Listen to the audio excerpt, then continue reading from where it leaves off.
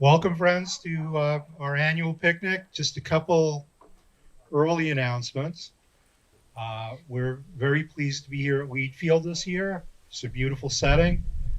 There are a couple residents in the house that are immune compromised, so the family requests that if you're walking around the property, please make sure you're using masks. The house is not open, but you're welcome to walk around the house to get an idea of the architecture.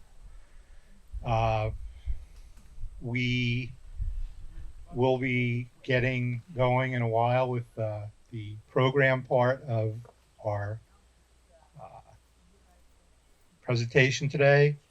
And the family also requests that if you take pictures, uh, don't post pictures of the front of the house online.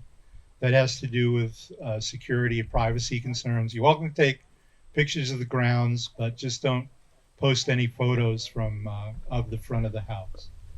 And other than that, like I said, in a little while we'll get going with the program, so please enjoy yourselves. My name is Jim Meichland, and I'm the interim director of the Sandwich Historical Society. Director, I guess. It depends on who you're talking to on which day. I'd like to welcome you all here to the beautiful Wheatfield with the incomparable view of Mount Israel and Guinea Hill, Sandwich Dome, Flat Mountain, all around you. I'd like to introduce Jeff Burroughs, the president of the Historical Society, who has a few opening remarks, and we'll go from there. Jeffrey? Will you hold the mic for me? I will hold on.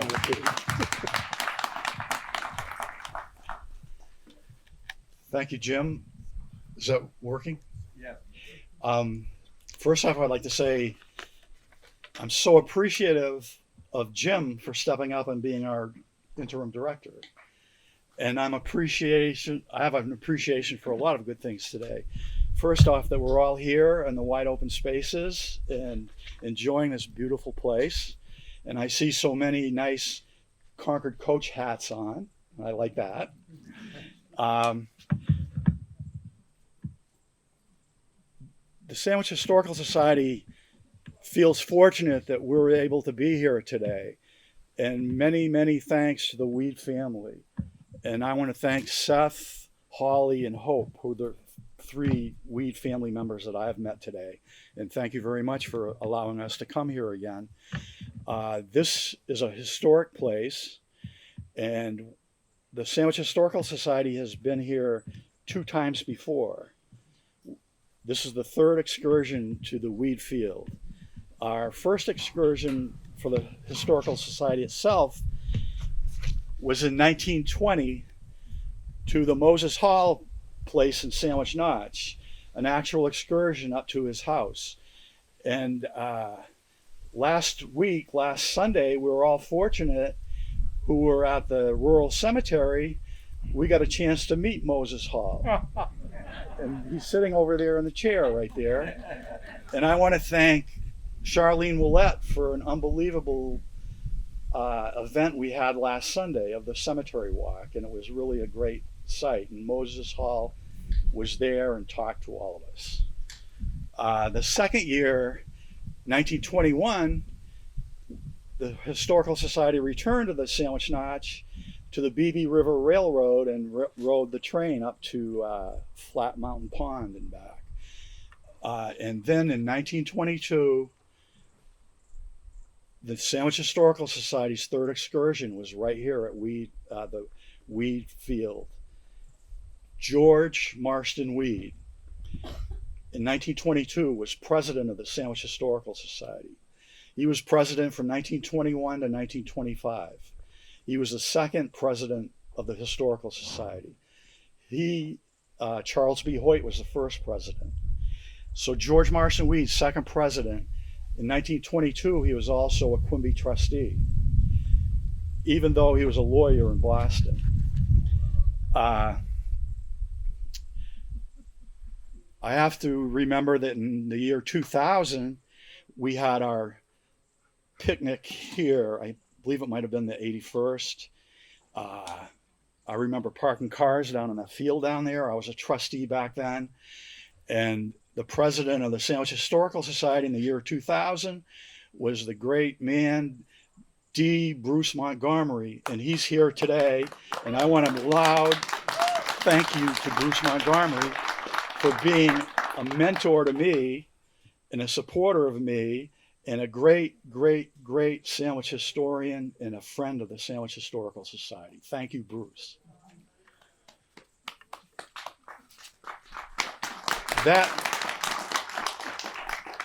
That year at our excursion here, Professor William Wallace gave a great history of this place and the history of the Weed family. And it was published in our 81st excursion book. So I invite all of you guys to find that book, and you can read the history of this place. And I'm sure you're going to hear more in a few minutes. I now have to express my appreciation for everybody who supports the Sandwich Historical Society and for supporting all that the Sandwich Historical Society has accomplished since 1917. 105 years of preserving sandwich history. I want to thank our staff, Lauren, Jennifer, Jim, and Jenny, the Board of Trustees, who are willing to give their time to make Sandwich Historical Society a success. Our volunteers are often not recognized, but I certainly appreciate them. And I want to mention that I really appreciate Lou Vidum and Ray Elliott for being at the Quimby Barn every Saturday morning for the last 2 months, and will continue on for probably the next 2 months. Thank you guys. And one important thank you goes to the authors of this year's excursion. Finding stories to create an excursion year after year after year is a year-round effort. And if any of you guys out there have a story that you think might be interesting and fun and you want to be published, submit one to me or Jennifer and we'll consider publishing it. But we are always looking for authors and more stories. And thank you guys. I want to have to mention that putting together the excursion booklet is a lot of work and a lot of time and a lot of frustration and a lot of happiness and a lot of success when it's completed. So I must thank Jennifer Wright for all the work she's done to produce this booklet for this year. Thank you, Jennifer.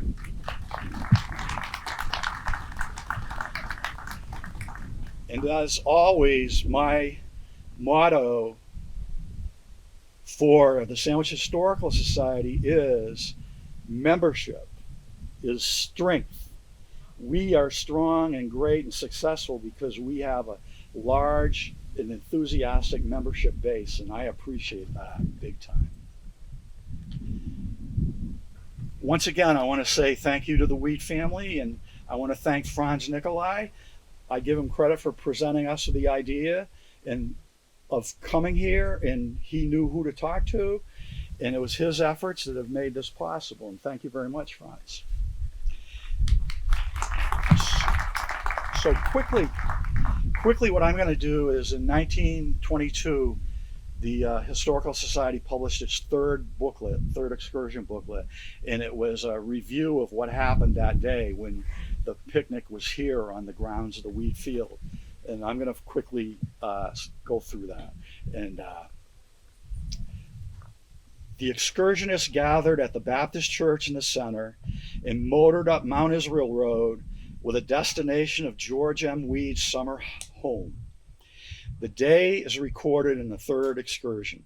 As the procession of cars and buggies wended their way from Center Sandwich toward Guinea, and there's Guinea right there, we saw at almost every farmhouse signs posted telling us who had formerly lived there on the homesteads.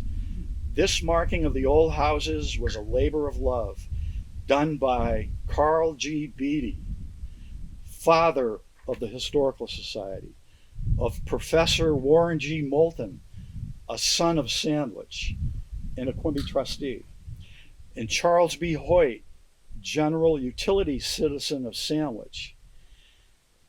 Now, I know quite a few people that are involved with the Historical Society. I know some Sons of Sandwich, and I certainly know from being president for these years, a lot of people involved with the Historical Society that are general utility citizens of Sandwich. And you know who you are. We paused often, wishing we had more time for studying this local history. They stopped at the Jonathan Tappan Place. They stopped at Aunt Ruth Spring. We moved on to the Albert Fogg Place, which is what this place was named before Mr. Marson bought it. Now the elegant summer home of Judge George M. Weed. And what a spot. One must travel far and observe carefully to find such views. Mr. Weed's hospitality was abounding. Our cars were all over his field and our lunch baskets all over his lawn. Many articles were exhibited. There were utensils made from iron from the neighborhood. Now that would be an interesting to find out where that iron from the neighborhood is. Blankets from Aunt Ruth's loom. A meeting was called to order by the president. Routine business transacted. It was suggested and voted to restore the town pound, which if everybody knows how good that town pound looks, this is where it came from. Mr. Charles Hoyt, utility citizen, was elected to be overseer. There were reminiscences of people and events connected with the abandoned farms we visited. They were intensely interesting, especially those of Daniel D. Atwood, who grew up in the neighborhood. Next, Whiteface was selected for the fourth excursion in 1923, and we were at the same location about 2 or 3 years ago at the Jesse Ambrose farm. Members of the 1922 excursion expressed their gratitude and thank you to Mr. George M. Weed. And so today, the Sandwich Historical Society, with our cars really not parked all over his field, but we are parked in his yard, and our basket lunches all over the lawn, we say thank you and express our gratitude to the Weed family. Thank you.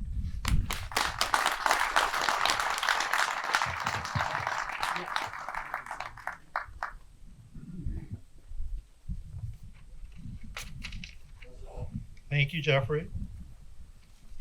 I would like to introduce Holly Phils-Ami and Hope Wallace Murray to speak about Weedfield, the quirky summer place that almost wasn't. Thank you. Hello, everyone. Welcome to Weedfield for the third time. Maybe some of your family was at some of the earlier events here. I am Holly Wallace. He's MA. I have been coming to Weedfield every summer of my life. I'm not going to tell you exactly how long that is, but it's quite a while. And I've already met some people who are my cousins or related to the family. I've met the son of Mike, who used to be in the Glenn Smith store, and so on. So I feel like I'm among friends and family, and some of them I didn't even know I had till I got here. You have a booklet. I know I'm going to be dealing with the wind here, so let's hope that my pages don't fly away. Speak of the devil. Okay.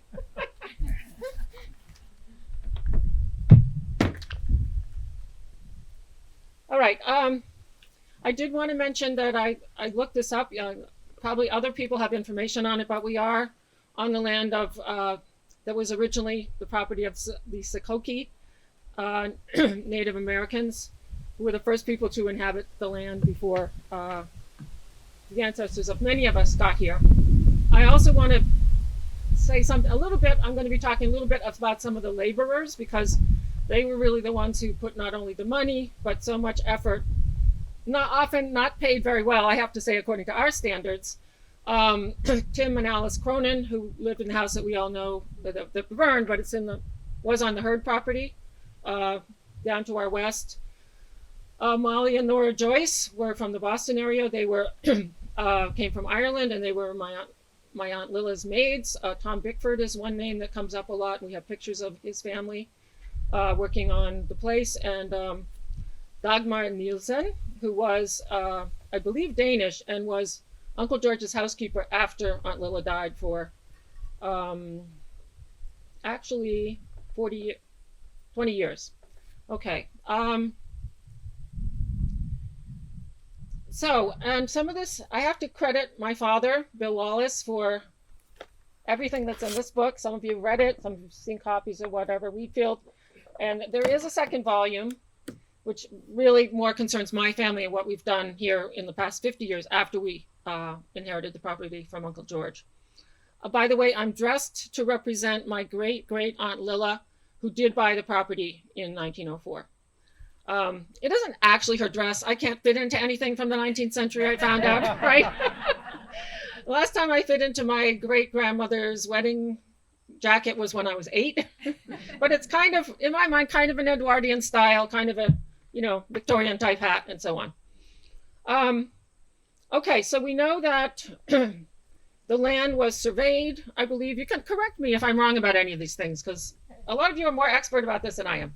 Anyway, in 1769, the land was surveyed, and this property was surveyed that at that point, but it was not inhabited. In the town survey, it was granted to Josiah Gilman, but the earliest, and I know there are probably Gilmans here too, the earliest deed was in 1797. A man named Currier deeded the property to his son. And at that point, he possibly built a house. We don't really know, because obviously you don't know that until there's a deed that would tell you what was conveyed to another person. Okay, so where would that have been? If you look at your handout,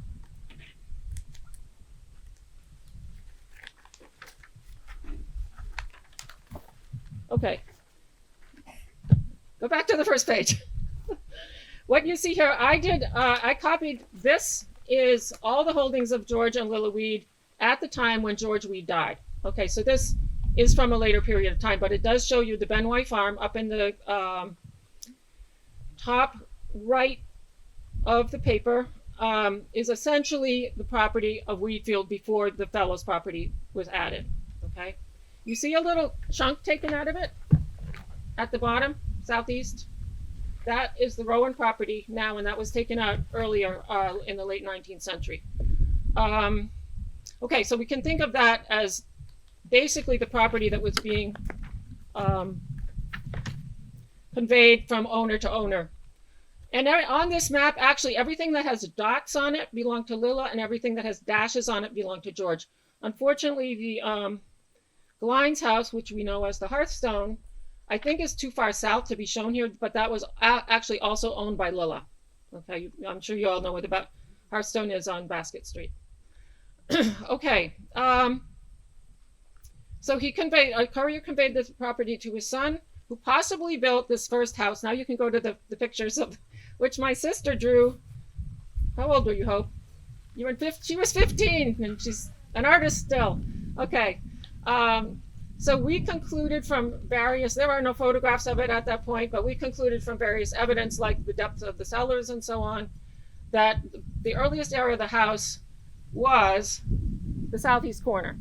Okay, so if you think of it as a cape and you look at the front, it would be become the right side of a full cape, was this half cape that was built sometime in the early 19th century. We don't have an exact idea of this, and we do believe that the house had stoves, and it was only later that a fireplace was put in. The first one was put in around 1904 by Lilla and George Weed.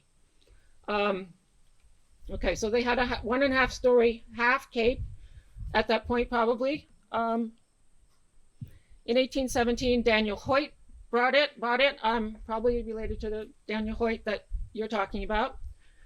The price at that point was $1,000. And interestingly, Wheatfield seemed to be sold and resold and resold, always for a price of about $1,000. But think of it, $1,000 was probably worth a lot more in 1817 than it was in 1904.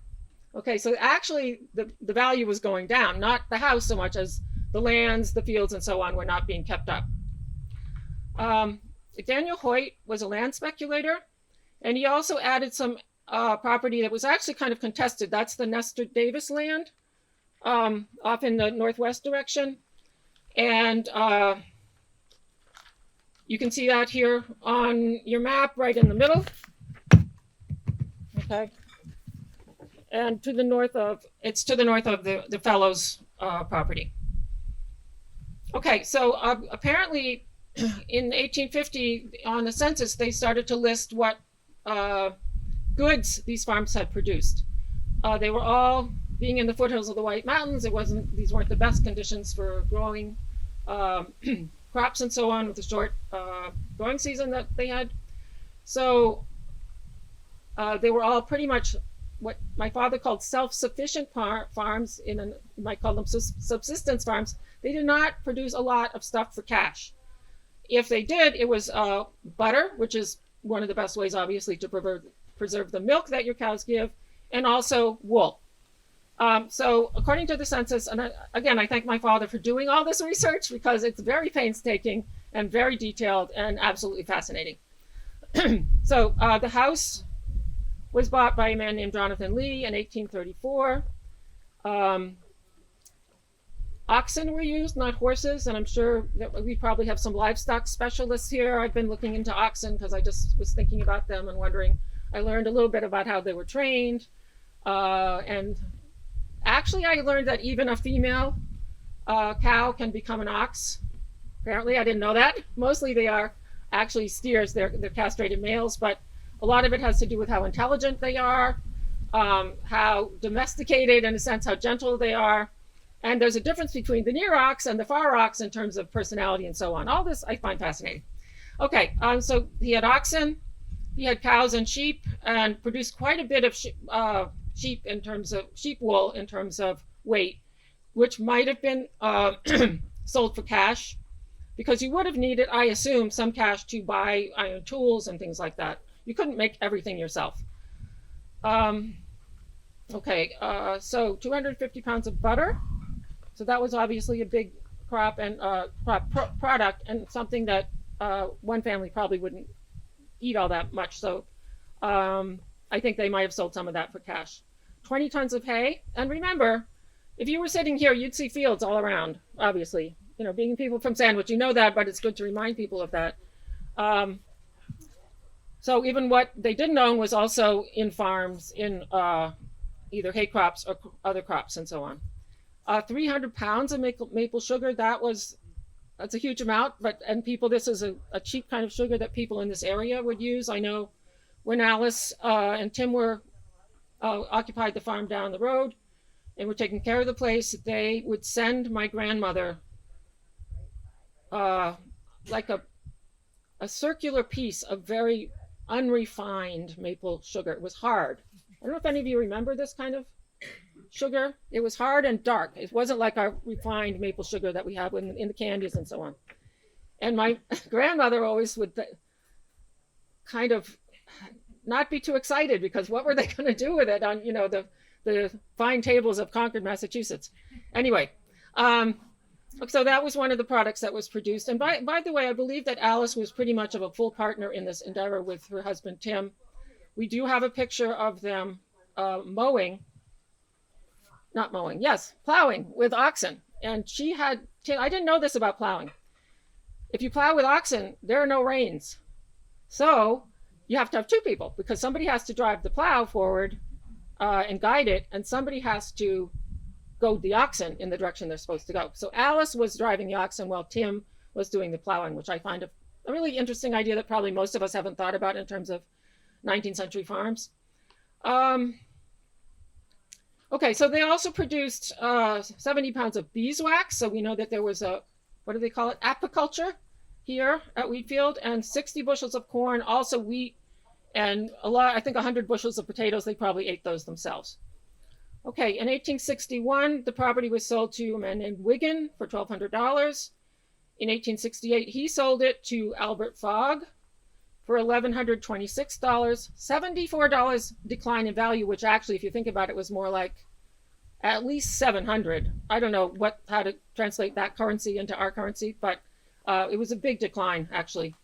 And as you all know, during this period of time, when the Erie Canal opened up the west and so on, that's when we started to see the decline in population in Sandwich, the decline of the local industries like Weeds Mills, and why we have so many abandoned farms and stone walls through the woods and so on. So this probably was happening to the farmers here, that we see the decline in the value of land and so on. Okay, so in 1868, Albert Fogg bought the property, and that's when what's now owned by the Rowans was set aside, the 5 acres. And there was reduced production. This is the great thing about the census. There was reduced production of all of those crops and products that we talked about. One thing that happened, though, was that they did they planted an orchard. I'm not sure where that was, but somewhere on the property they had a pretty good orchard with the apple products. Okay, so Wheatfield basically went along for a good part of the 19th century until the 1890s. You have some changes. And one of those, as you probably also heard, is that people started to come up with the advent of the railroad and so on. People started to come up from the cities, specifically Boston, of course, to come up with from the cities on the train. Correct me if I'm wrong, I believe they went to Ossipee on the train. And then in the early days, around 1900, they actually were taking a stagecoach up to Sandwich. Okay, so you can imagine, we complain about driving up from New York or Boston or whatever. Imagine these. And George Weed was doing this. Of course, at that time, it pretty soon became a bus that came to Sandwich, but he never drove up in his own car. He always took the train from Boston up here, and then was riding what bus or whatever transportation took him actually to Sandwich. Okay, and so why were they doing that? Well, they were wealthier with the advent of the mills and so on, bringing wealth to New England, especially for people who own property. There was no way to get fresh food in the city during the summer. It was hot, like it was yesterday. It was hot in the city. A lot of flies because you still had horse-drawn transportation, just not a pleasant place to be. And here they could be up. My father seemed to feel that most of them probably wanted to be kind of sedentary. And some came, though, to climb mountains and actually, enjoy nature as well as, the cool breezes and looking at the view. Okay, so in the 1890s, the house that Albert Fogg bought was being run as a boarding house. And by this time, it was a 5-bay Cape Cod. You can look back at your designs there on the second page. It was a 5-bay Cape Cod, meaning that was a full Cape Cod, still probably with a barn, and still a story and a half. It did not have the shed dormer that you see. You can see it on the side of the house as well as on the other side. Because it was being used as a boarding house, they built what we call the pagoda. I don't know if any other families call that a pagoda, also known as a gazebo. I looked it up. This is actually something from Chinese culture. In China, they call it a ding, and it actually is usually not attached to a house. And it's basically set up in the countryside, some beautiful spot where you basically sit to drink your tea and look at nature, which is exactly what we do here with that thing, right? Except we also have our cocktails there. Okay. So if you're looking at it, this is basically the illustration number 3 as Uncle George bought it in 1904. So some things were added as time went on. But anyway, you have the pagoda. You have a dormer. You can see that when you approach Wheatfield. A dormer that actually stuck out from the house and was supported by 2 posts. I believe there's a house in Sandwich, or maybe it's in Tamworth, that have something very similar on it still. And it's actually supported beyond the porch. So what happened too was they built a platform along the front of the house, probably to get from the terrace, the brick terrace over there, to get to the pagoda by walking on this platform. It was not the full porch that you see today, and if it had a little protective roof maybe, but that was about it. It was not a full-fledged porch. Behind that you see what's basically a kitchen L, okay? There was also kind of wash house behind that, and behind that you see the big barn. And some of these buildings you notice are not here anymore, but we'll get to that in a minute. So,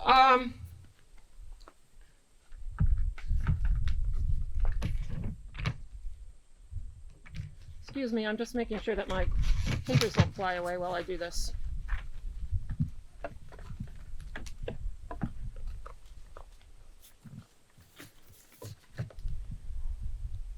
All right, so what we have is, I believe it was Fogg's daughter who continues the boarding house. They actually called it, my father thought this was so funny, Learsea Heights. Does anyone know where the word Learsea comes from? It's Israel backwards. I think Israel forwards would have been better, but anyway. All right, so the capacity was 15 boarders, so I'm not quite sure how they all fit in there, but some of the rooms could have obviously more than one bed and so on. Fogg's daughter, Lizzie, continued the boarding house and was also leased by G.L. Mudgett, who apparently was into the boarding house business and apparently leased it out for some of his customers. I know Mudgett is an old sandwich name as well. All right, so in 1900, he sold it to Benway for $1,000 again. And so it was actually known as the Benway Farm at the point when Lilla Atwater actually bought it. It was sold to Lilla for $1,000. So what you see where it says Uncle George's, that's number 4 on the designs there. There are a few improvements which may not be obvious until I tell you what they are. There was a west chimney, and if you walked around this side of the house, you can take a little walk around maybe when you're leaving. People over here can see there's a chimney, which is kind of famous because it has a window through the chimney. Okay, and the little kids like to sit there and things like that. So that was put in. That was the first fireplace in the house. And there is pictures of Lilla and George in their nice living room enjoying the flames. They had a pair of Hessian soldier andirons, okay, which actually didn't come with the house, but we know they were there. And what's the other thing? Okay, so they actually extended the porch to the really nice, spacious porch that you see today, which meant that the gable that was sticking out of the house is now supported partially by the porch. And they also put in the shed dormer. So now you actually have a full second floor at Wheatfield. They also extended, if you look on the right side of the diagram, they extended kind of a balcony out of one of the bedrooms to the east. And they supported that with more posts by the brick terrace over there. You see the kitchen, a kind of wash house, the big barn, a carriage house, which is facing, it would have been over there, facing the house. And, I believe Hope even put some chickens in here with the chicken house. Okay, so that's very cool. All right, so let's get now, I have switched topics slightly. This is a family tree.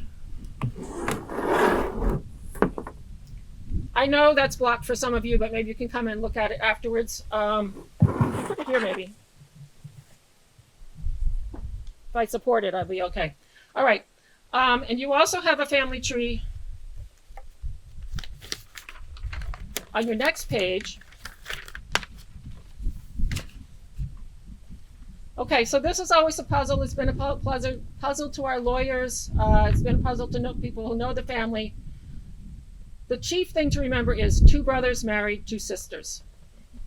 Okay, 2 brothers married 2 sisters. Okay, keep that in mind. So we have the Atwaters and the Weeds. And I'll start with the Atwaters because, in fact, this property did move through the female line. It was actually bought by Lilla Atwater, not George Weed. He was given the right in her will to live in it until he died, but then the property was given to her 3 nephews. Okay, 1 was a Weed and 2 were Morgans. So Morgan becomes an important name, even though we actually don't have anybody in the family, immediate family named Morgan, because my grandfather had girls. Okay, and so did his brother. Okay, so what we're looking at is these 2 families, Atwater and Weed. The Weeds came from New Haven. They had, wrong name. Atwaters came from New Haven. They had an ancestor who fought in the Revolutionary War. They actually lived on Trumbull Street, if you're familiar with New Haven. There's now an exit of the highway that goes there, and they took down that house for the highway. Okay, so we've looked for it. That particular house number is no longer there. But anyway, so Henry Joel Atwater married Anna Barnes. This was back in the 1830s. They had 3 daughters. Again, remember, 2 sisters and 2 brothers, 3 daughters. May Atwater, Lilla Atwater, and Charlotte Atwater. Okay. So what happened here? They all got married. May Atwater married Charles Morgan, who was a congregational minister. They were in Boston immediately after the marriage, but they did move to Elgin, Illinois. Lilla married a man named Fred Calhoun, was, according to what I've heard in the family, was a patent medicine salesman. And you know, patent medicine was very popular because there was no real medicine in the 19th century, except for quinine and a few other things. And plus it was had a heavy percentage of alcohol, which was, so the ladies could drink it without letting anybody know that they were actually enjoying alcohol. So he actually made quite a bit of money. And Charlotte married Alonzo Weed. So this is where we get into the Weed connection, the sandwich connection. Okay, so we have a number of dogs here. I think they're just meeting each other. Okay, so following this down, I know it's a little hard to follow, but try to follow what I'm saying here. So May had 4 children. Lilla had 2 with Fred Calhoun.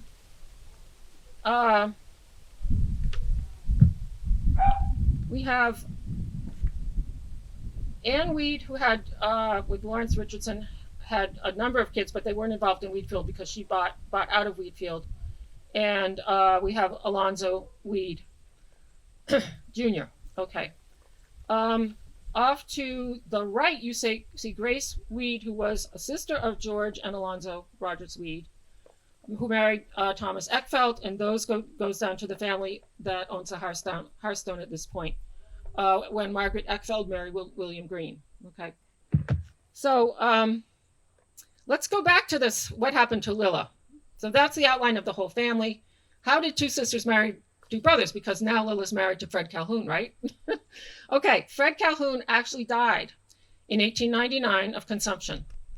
At the same time, the Weed family, which had connections in Sandwich, as you know. George Weed was actually born in Sandwich, although he lived there for 17 years and then went to Bangor, because Bangor was another center of, weed interests, and I believe some of them were merchants and so on in Bangor. I know Alonzo Shaw Weed. Wait, I'm sorry. It's Alonzo Shaw Weed, who was born in Sandwich and moved to Bangor in 1844. George was born in 1864. Okay, so also there's Alonzo Shaw Weed and Alonzo Rogers Weed, which makes it confusing. Alonzo Shaw Weed was the father. George spent early summers in Sandwich by Little's Pond. I believe the Weed part of my family still owns some property on Little's Pond. And he had aunts still in Sandwich, so not everybody obviously had gone to Bangor. In 1900, Alonzo Shaw Weed spent August in a boarding house in Sandwich, so they came to Sandwich to enjoy what everybody else wanted to enjoy here, plus the family connection and so on. Okay, so a little background on George himself. He was educated at Harvard and got his law degree at BU. In 1889, he practiced law in Boston. He had a great interest in mountain climbing and nature in general. And when they were here, this is one of the reasons for his interest in Sandwich, was when they were here, they'd be taking hikes up to Flat Mountain Pond. There's a picture of them at a campfire there. He and Alonzo Rogers went out to Banff National Park. That's what it is now, and climbed in the Rockies and actually have a mountain named after them. It's called Mount Weed. And when we drove through, my family drove through Banff National Park, there is actually a sign pointing to Mount Weed. we also have a picture of George below Mount Weed on a horse, sort of proving, yeah, we were there. Okay, so they were serious mountain climbers and enjoyers of nature, camping, and so on. It is recorded because there was something called the Sandwich Recorder. As Historical Society members, I'm sure you've heard about it. It's like a society newspaper that told of all the comings and goings of different guests at all the boarding house, which is great for us because it says that Alonzo and family were in Sandwich with Mrs. Lilla Calhoun in 1902. By then she was a widow. And we know that she was probably here with George Weed being in the company. And this is probably, she already knew him because her sister was married to his brother. But obviously this is a point when they might have started to get an interest in each other. And we know that Lilla loved to hike too. And I'm looking at the costume that I'm wearing and I'm thinking, hiking in something that you could trip over every 2 steps is not easy. Okay, so she was obviously a person of a lot of spunk and fortitude and so on. It's actually recorded that on that trip, Lilla climbed Mount Chikarawa in this kind of an outfit, okay? So she has 2 children. Unfortunately, her youngest son, Kenneth, probably died within a year of being born, so he was not really part of the picture. Donald had a problem. Donald had epilepsy. And that sort of figures into this whole story too. So Lilla got married in 1903 to George Weed. And then in 1904, they were in Sandwich looking at properties. This is where Weedfield really comes in. As I say, the summer house that almost wasn't, it could have not been. So Lilla, and it's important to keep stressing this, Lilla had her own money, probably inherited from Fred Calhoun, and she was very forceful about properties that she wanted and rebuilding and repairing them and so on. At that time, 1904, she bought the Fogg place, which is Wheatfield, and the Glines place, which we know is the Hearthstone, okay?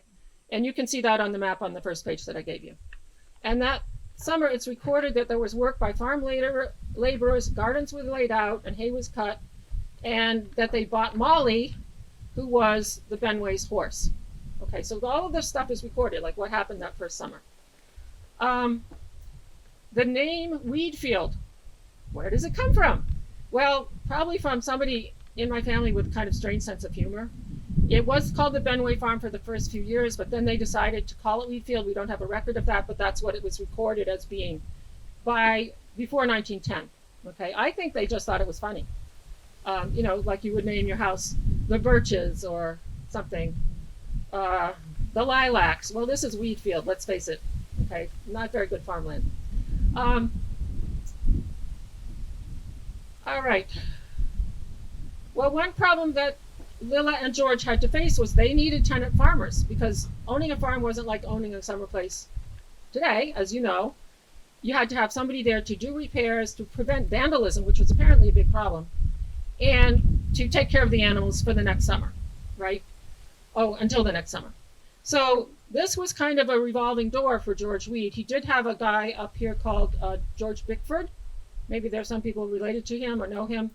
He was a Sandwich man. He had kids. There are pictures of him and his kids in the photo album, which suggests a pretty good relationship with the owners. And he had, let's see, before the Irish couple that I was mentioning moved in, there were all kinds of problems with different tenant farmers. Misuse of his machinery, misuse of his animals to the extent that one of his horses was used to make 13 trips down Hardscrabble to the Hearthstone and back in one day and died. Okay. This is not the way you probably treat your own horse, but it's how Uncle George's horse was treated. Okay, there was some suspected dishonesty with the accounts because George wasn't there. Luckily, all this was written about. And George was a lawyer, so he was very, particular about the legalities of this. And my father read all the letters and actually published some in the book that we have here. Okay, the workers from 1904 on were Skinner, Gilman, Bryant, and Bryant is an important name. There was a Bryant roofing company that worked on the house when my father was here. and I know that they did some of the rebuilding of Wheatfield. Severance Bryant was one. George Bickford, who actually lived in Chappie's house in the Chapman farm down the road, which is now the Chapman Sanctuary. By the way, my grandfather knew Chappie and loved Chappie and used to go down there and watch the fights on TV with him. He came to my mother's wedding wearing some kind of weird 19th century tie. Like everybody who had the four-in-hand, normal 20th century tie, he was dressed like a gentleman from the 19th century. Okay. So I want to give you some background on Alice and Tim Cronin. Tim came from Ireland, and Alice actually was Irish, but she worked at a factory in Pepperell, Massachusetts. And they got married. I think Tim probably had a lot of nostalgia for what he felt was his real calling, which was farming. He came from a farm in Ireland. And they were described, we unfortunately only have one picture of them out in the field driving the oxen. It doesn't show too much about them personally. But Alice was described as being large, very talkative, and not having many teeth. And Tim was small, not talkative, and had one tooth. So especially for Alice, she was obviously doing the housework and also farm work. We know she did some of the maple sugaring, driving the oxen. I know we have a lot of memories from the generation before me in which they had to cross this field, go through the field where the oxen were kept. And of course, oxen are basically very docile beasts. They're not like a bull or anything like that, but they had huge horns. And I can attest to that from the pictures. They had huge horns. And my mother and her sister would try to run through the field very, very fast and not catch the attention of these horrible beasts because they were deathly afraid of them. My mother also remembered the sound of cowbells in the field at Wheatfield, which is a very homey sound to her. Okay, so actually the connection to Uncle George, between Uncle George and the Cronins worked out better than the previous relationships, although it wasn't always great. There is a letter from Alice saying, and it ended up, she seemed to become what I would have to say was paranoid. And she said that nobody treated Tim well because it was thought that his pipe, he never was without his pipe apparently, might have started the fire at Wheatfield in 1932. Okay, the end of that story is not a terribly happy one. Well, Tim inherited the family farm in Ireland, which was great, except Alice and Tim went back there, and Alice hated it because it was cold and damp and foggy, and the farmland wasn't very good. So Tim and Alice came back from Ireland, and they actually worked at the naval shipyard in Portsmouth for a couple of years. Of course, this was during World War II, so that was good, but then that work ended at the end of World War II, and they wanted to come back to the fellow's place, but Uncle George said no. Apparently they lived on the road near the Bear Camp Pond on welfare, and sadly, when Tim died in 1961, Alice was taken to the asylum in Concord, where she lived out the rest of her life. So that's kind of a sad story to me. They worked really hard.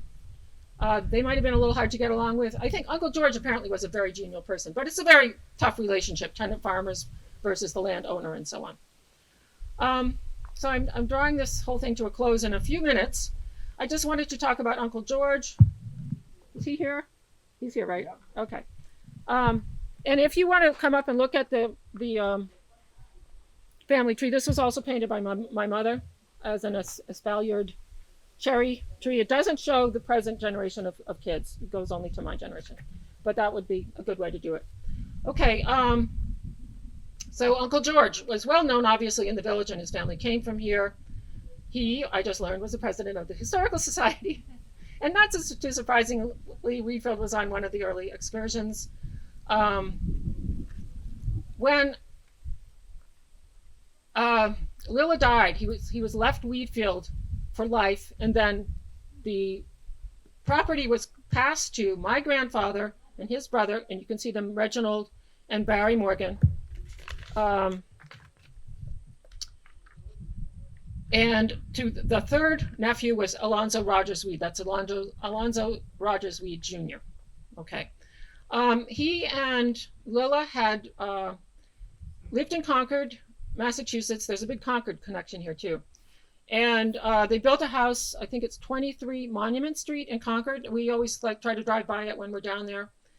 And after Lilla died, he used to have Memorial Day parties. Memorial Day is very big in Concord because of the Revolutionary history and so on. He had Memorial Day garden parties, and many of my mother and so on there's many pictures of them as little girls and boys having, being in Uncle George's garden, being feted. And one of the interesting things is that Uncle George, after Lilla died, he had a housekeeper named Dagmar, who I mentioned, Dagmar Nielsen, who I believe was Danish, and she did not like Wheatfield. Down in Concord, they had, running waters. They probably even had flush toilets. I don't know, all the good things of life. And up here, they had none of that. And Uncle George was very conservative. He didn't even have a phone here, it seems, until the 40s. There was not running water. There was water from the well that was pumped into the kitchen. There was a pump on the kitchen counter. And there were no toilets. There was a three-holer, as they used to call it, which my mother and her sister found very frightening to go to in the middle of the night, probably for good reason. And also the young men were called upon to carry what they called the honey bucket out to the back once a week or so. My father was called upon to do that and thought this was pretty crazy, although he loved Wheatfield. But I think a lot of people were very happy when they got the toilets and a shower. A shower is also a nice thing. Well, so Dagmar would come up here with George Weed. I assume he traveled with her. Maybe not. I can't really say. But anyway, probably she came early.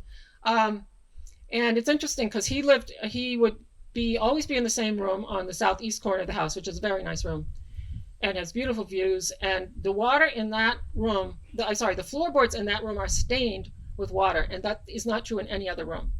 So that means to me that was Dagmar carrying in the shaving bowl or whatever the men needed to have every morning and brought up to the bedroom. And in fact, the back bedroom here we call Dagmar's room, even though obviously she's not around, but that's the name that's kind of stuck to that bedroom where the maid used to stay. I looked through all the pictures of Uncle George's parties in Concord. I could not see one picture of Dagmar, so I have no idea what she looked like. All right, so Uncle George was very genial. He also was a Quimby trustee. He was known for falling asleep in his carriage while his gentle horse Molly pulled him back up the hill faithfully and arrived to get her oats or whatever she needed to get. He was a very good one, apparently, for starting projects and not finishing them, people said. But, that some people like that, but at least he started the projects. Okay, so I wanted to talk a little bit about Aunt Lilla. She had kind of a sad life in a way because her first husband died, her son died, then Donald died in 1911. And that's kind of interesting because we have pretty specific accounts of my grandfather being here in 1910 and 1911 as a companion to Donald. Donald could not be left alone because if he had an epileptic fit, that he could die. All right, so they actually were staying in a tent that would probably now be on the Rowans land. It had a platform and was basically like an army tent. And two boys could stay up there. At this point, my grandfather was about, he was almost 20. And he was summering back in the East because he was out west at his college in Beloit, Wisconsin. It's funny because I look at the picture of the tent and it has actual Wheatfield furniture in it. It does not have like cots or any kind of folding stuff that you would have nowadays.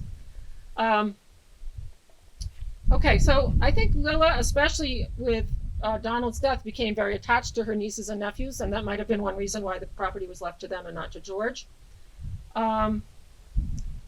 They, aside from being taken along on parties, on excursions like climbing Mount Chicaro and so on, the nephews, especially Rex, because he was the older one, got involved. There's pictures of them doing farm work. I'm glad to say that the members of the owner's family worked hard too. There's a big picture of Lilla feeding the pigs, working in the gardens. And Then Rex moved in with Lilla and George in Concord because he went to Harvard Architectural School. And this is another thing that makes me think that my grandfather had a particularly good relationship with Lilla. He stayed with them, and she depended on him in some ways. Apparently, that's what the letters say. It's also cool for me to know that we asked my aunt, my mother's sister, well, who introduced our grandmother and grandfather? The grandfather was Rex. And it turns out that Uncle George told Rex that he should meet Miss Dunning and play tennis with her, which happened, and Miss Dunning became my grandmother. So Uncle George did have some good ideas. Okay, so let me just read this letter. My great-grandfather was in World War I. He was in France. He was in the artillery, luckily, which is a place where you are not as likely to get killed. We have letters also from him back from World War I, which is very interesting. We had them transcribed because nobody except his daughter could have read his writing. But anyway, they are transcribed now, and that could be a book in itself. But so obviously Armistice Day was in November of 1918, and he was being demobilized. Gradually, the troops were wending their way back to England to be shipped back to the United States, but he was not yet out of the army. And this is a letter he received from his father, Charles Morgan.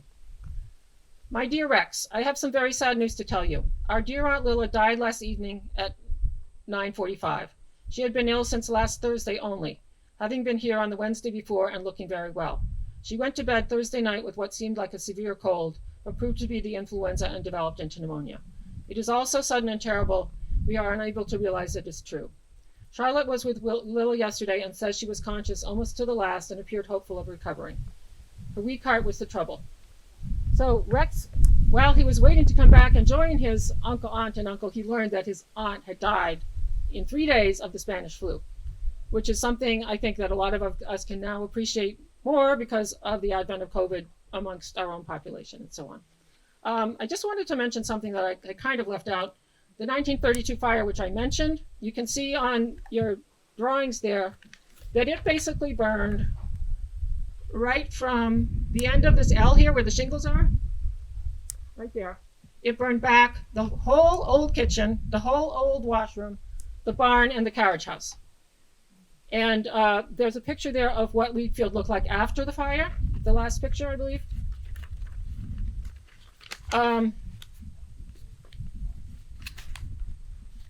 Okay, there's my sister's drawing here, shows before the fire. I'm sorry.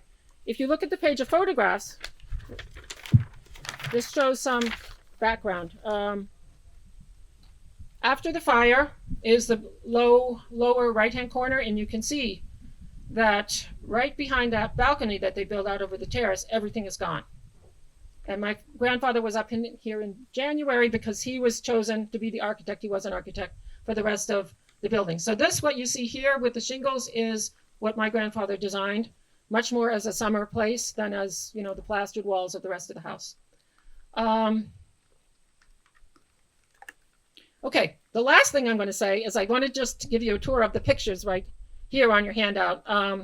The first one shows the 1905. It was Lilla's house by then, but it was still called the Benway Farm. You can see the fields were probably standing up on the Rowans property at this point because it's higher than house.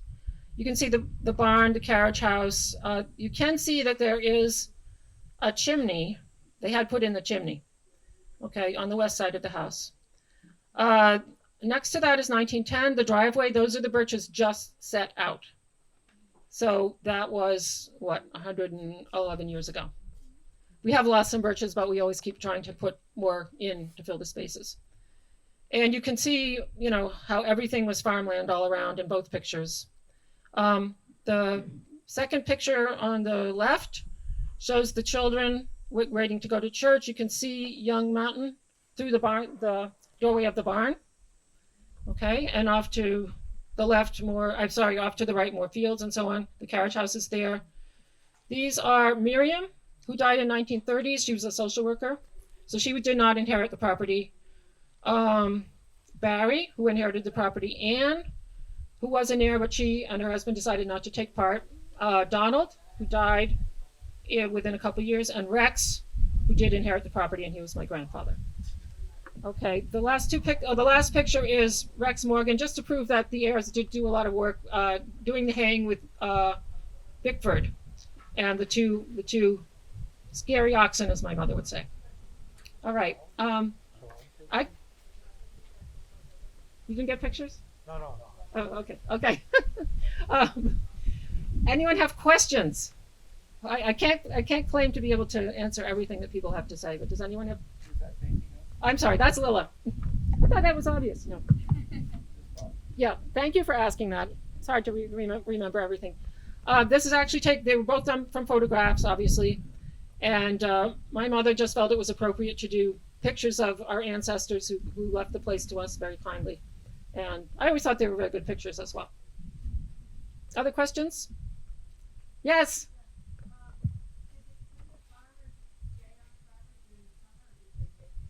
No, they did stay on the property. That's one thing that I didn't mention, that George bought the Fellows' place to house the tenant farmers. So that would be the property that you know as the Hertz property.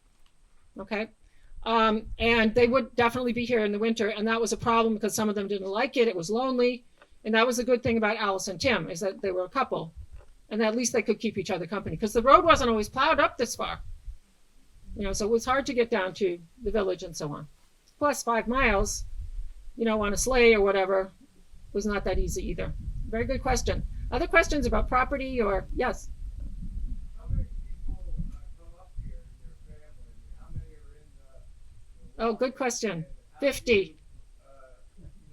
Politically kind of picture 2 weeks or however. Right. Yeah, we have the whole second part of my father's writings is on the systems that pretty much my grandfather and his the 2 other heirs came up with, so that, because as you know, it's unlikely for a summer place to last 100 years. Even 50 is a long time, because people they don't get raised together and they don't understand each other that well. Trying to get along with people for 114 years or whatever. But still fun. No, it's 50 people. And we have 3 major families. One is Weed, and the other 2 are Morgan, but they have different last names now because those had girls. And it's a total of 50 right now.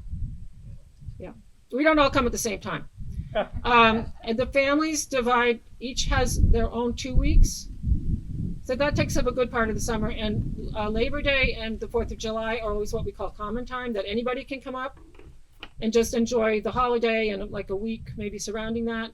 People sometimes, you can come up in the fall or the spring after we open up, as long as you kind of tell everybody that you're coming. That's kind of an open time too. Okay. Other questions?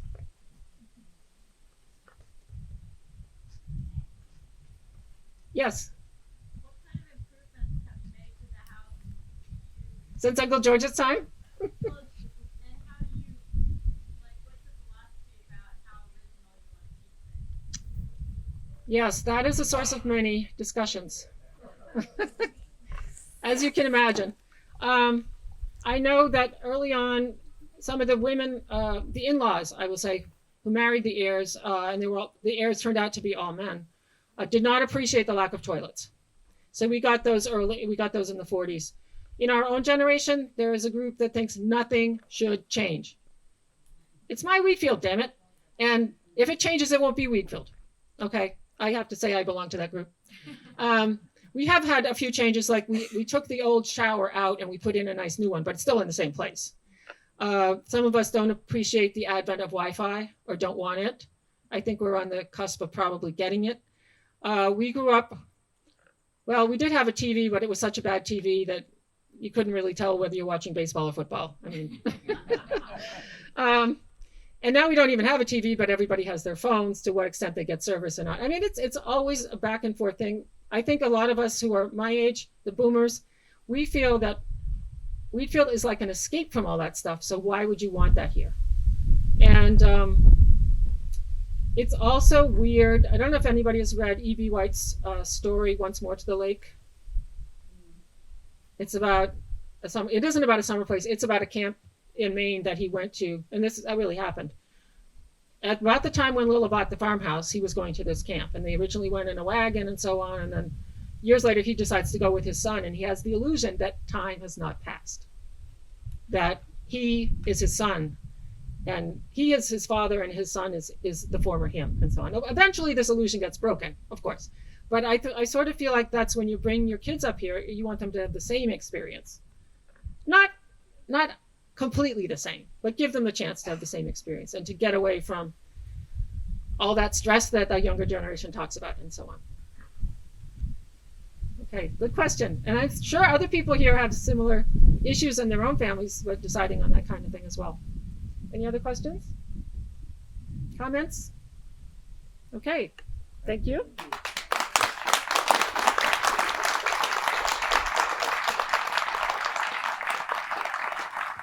Thank you so much. You're welcome. Thank you very much. I'd just like to close this afternoon by thanking you all again for making it up to our annual picnic for the 103rd time. This corner of Sandwich means a lot to me, because my life in Sandwich started just down the hill at the old Fellows Farm when I was 6 months old. My parents knew Siggy and Gertrude Langham, who they had met in Brooklyn, and Siggy and Gertrude had moved up to Pleasantville. And they eventually ended up becoming friends with the Poles, who lived nearby in New York.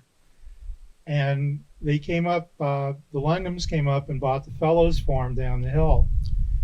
And at the tender age of 6 months old, there's a picture of me laying out in front on Siggy's front lawn in a bearskin rug that is well kept and well hidden, believe me. But when we came up that summer to visit the Langhams and the Poles, and at that time it was a major trek. You'd come out through the city, you come up the Merritt Parkway, the Wilbur Cross Parkway, Route 15, well up into Massachusetts, and then up Route 3 up the Merrimack River Valley. It wasn't a 4 or 5 hour trip. It was a trek. But we came up summers after that. So between the Langhams and the Poles and people in between, this corner of Sandwich means a lot to me. One vow I made to myself this year when I started writing more for the Society is I'm never going to use the word challenging again in anything I write. Nothing else is challenging. Everything has been an interesting year. But we've survived. We've thrived in many ways. We have come up with new ways to beat old problems. And this week has been a particularly busy week for the Society. We started out with the zombie walk down at the cemetery on Sunday, which was a fun time. Even if I have to admit, even if I was involved in it, it was a fun time. We had a great 2-day walk experience down at the Chapman Sanctuary in the Visney Woods down the road here a piece, learning about plants and trees. The schoolhouse in Lower Corner was open last Sunday and one day this week that we own. And of course, we're here today. The exhibit down at the Marston House continues through Labor Day weekend. If you haven't had a chance to get in and you come from Sandwich or you've been around Sandwich, I really can't recommend enough that you stop in to see Susan Larakis's wonderful portraits. Everybody who's been through has said basically the same thing, is that it's so nice to see all these people that you haven't thought of in a long time, some of whom are gone now. The families and how they've changed, the mothers and daughters, how they've changed over the years. So I really recommend, if you get a chance, to come down to the Marston House. We're open Fridays and Saturdays from 10 to 3 and take a look around. The Quimby Barn Transportation Museum is open on Saturday with Jeff and Ray and Mr. Vidum and sometimes me in there to take a look at all the different things we have in there. And I just will remind everybody that the membership table is set up over here. If you haven't paid your dues or if you'd like to join, please stop by and see Jennifer. You can pick up your annual excursion booklet. Otherwise, we pay an extravagant amount to mail those out. So if you're here and you're a member, please pick up your booklet. And if you'd like to join the society, getting a booklet is part of your membership rights. And we have a sign-in sheet. So if you haven't signed in, please do. I just did a rough head count, and there's about 70 people here today, maybe a few more, which is a really, really good crowd for our annual picnic. So thank you all for coming up here and enjoying these beautiful grounds on this great day, and we hope to see you next year at a location to be determined. Have a good afternoon.